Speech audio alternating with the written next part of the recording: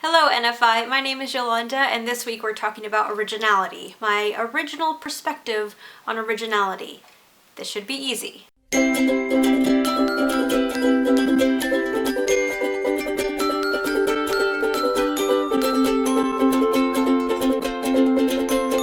Oh, the nerd fighters!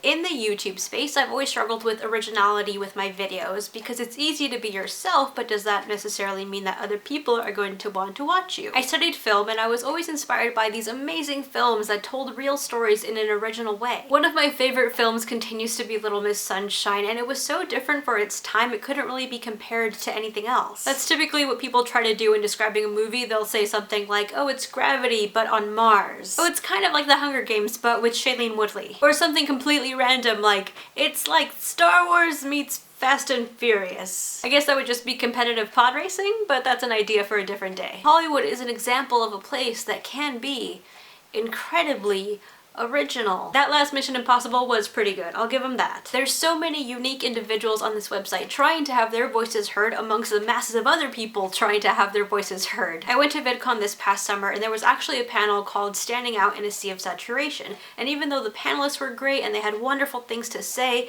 there wasn't really any great takeaway from the panel because you can't teach how to be original. How do you stand out in a sea of content that never seems to stop filling up? It's more than just recording a pretty sunset and adding some instrumental music and recording a voiceover. What does it mean to be original? Do original ideas even exist anymore? Is there anything new under the sun?